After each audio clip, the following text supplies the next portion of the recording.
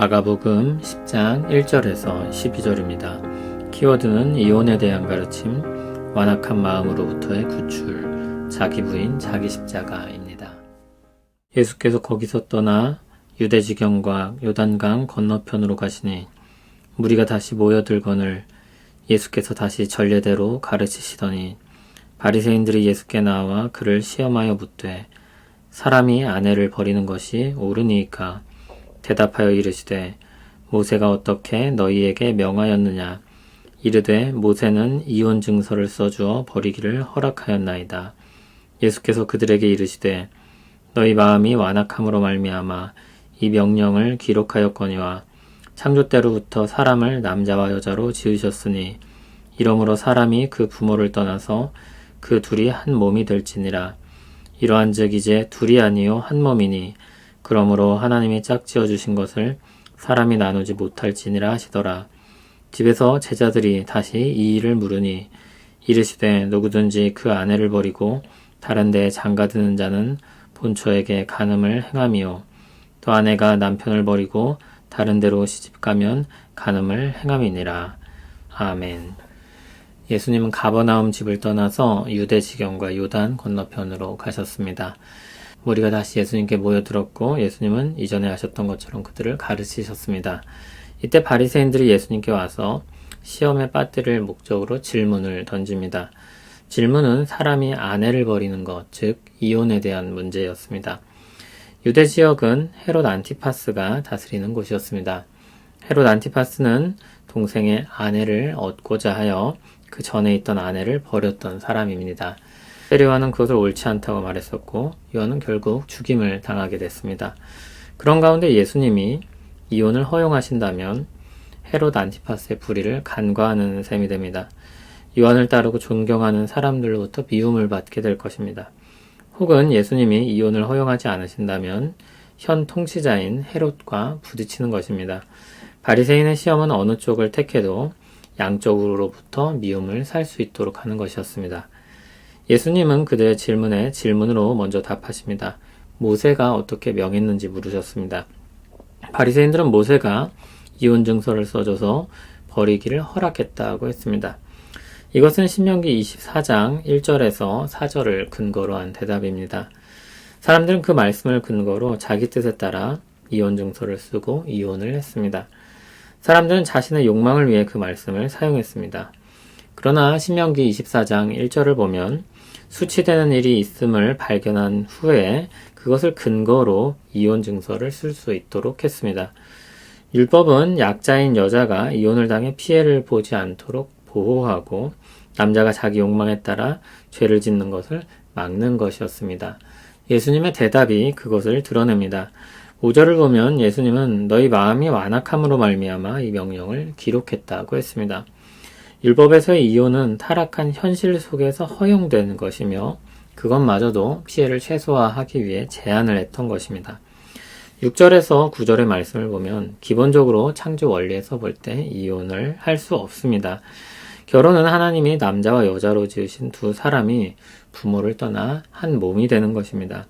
그것을 하나님이 짝지어 주신 것이라 했습니다. 그렇기 때문에 나눌 수 없다고 말씀하십니다. 결과적으로 바리새인들은 사람들의 죄성을 따라 이혼을 가볍게 허용하는 입장이 되었고 예수님은 하나님의 말씀에 입각하여 하나님의 뜻을 따라 이웃을 부정하는 입장을 밝히셨습니다. 바리새인은 꾀를 내어 예수님을 시험했지만 그들 자신의 불의를 드러내게 되었고 예수님은 그것을 다 아시면서도 하나님의 뜻을 고수하고 헤롯과 부딪힘에도 두려워하지 않으심으로 참된 분이심을 드러내게 되었습니다. 예수님은 집으로 돌아가셨고 제자들에게 이혼에 대해 다시 한번 가르치십니다. 제자들은 예수님이 사람들 앞에서 하신 이혼에 대한 가르침을 듣고 내심 놀랐을 것입니다. 헤롯이 세례요한에게 했던 일을 생각하면 예수님도 얼마든지 죽일 수 있기 때문입니다. 그러나 예수님은 다시 한번 말씀하십니다. 누구든지 그 아내를 버리고 다른 데 장가드는 자는 본처에게 간음을 행하는 것이라 했습니다. 이 말씀은 아주 직접적으로 헤롯이 잘못했다는 말이 됩니다. 또한 아내 역시 동일한 기준으로 언급됩니다. 아내가 남편을 버리고 다른 데로 시집가면 간음을 행하는 것이라 했습니다. 앞에서 언급한 창조 때 주신 결혼에 대한 말씀에 근거하여 남자와 여자 모두에게 동일하게 적용을 하신 것입니다. 이 말씀은 헤롯과 결혼한 헤로디아에게 적용을 할 수 있습니다.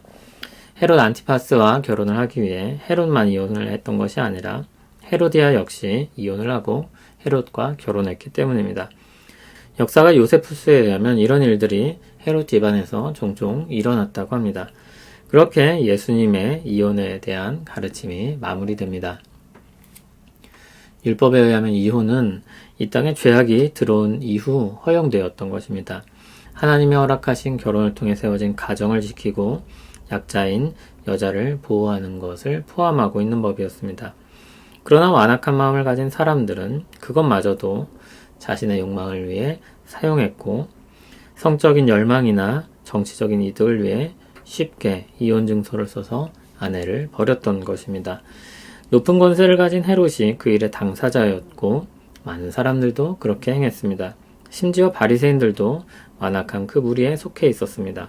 그러니 예수님의 가르침은 환영받지 못할 것입니다. 제자들의 마음은 조마조마했을지도 모릅니다.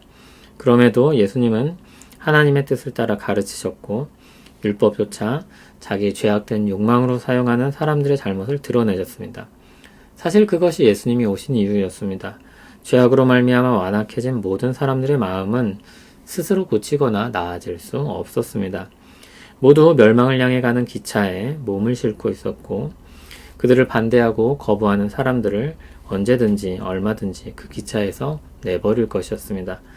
예수님은 그 기차에서 사람들을 꺼내시고 새롭게 하시기 위해 오신 것입니다. 완악한 마음으로부터 나오게 하시는 새로운 출애굽이라고 할 수 있습니다. 주님은 우리를 완악한 마음이 가는 길에서 구출하시고 그 길을 떠나 주님의 길을 따라 살게 하십니다. 주님의 제자로서 가야 할 길은 하나님이 주신 진리의 말씀을 따르는 것입니다. 비록 그것이 대세와 다르고 세상의 권력자와 부딪히는 것일지라도 용기를 내어 가야 할 것입니다. 물론 이 말이 우리가 폭력적이어도 된다는 핑곗거리로 쓰일 수는 없을 것입니다. 우리는 늘 십자군의 잘못을 생각해야 합니다. 진리를 따르되 사랑으로 주님을 따라야 하는 것입니다. 단지 진리가 내용이 되고 사랑이 수단이 된다기보다 진리와 사랑이 조화를 이루어 함께 가는 것입니다. 하나님 안에 그것이 조화를 이루고 있기 때문입니다. 하나님의 뜻 안에 그 모두가 들어 있습니다. 사랑으로 행하는 진리는 주님이 가르치신 제자의 길입니다. 죄악에 사로잡힌 자기 욕망을 부인하고 주님을 따라 자기 십자가를 지는 것입니다. 우리 모두 그 십자가를 지고 진리를 따라 사랑으로 살아가길 소원합니다. 하나님, 우리를 죄악에 사로잡혀 모든 사람들이 가는 그 길에서 건져주시니 감사합니다. 진리로 가르치시고 사랑을 배우게 하시니 감사합니다. 한 남자와 한 여자가 한 몸이 되게 하신 결혼과 그 가정을 지키며 살게 하옵소서. 자기 욕망을 위해 무엇이라도 버릴 수 있는 이 세상의 길에서 나오게 하옵소서. 주님의 은혜를 간절히 구합니다. 예수님 이름으로 기도합니다. 아멘.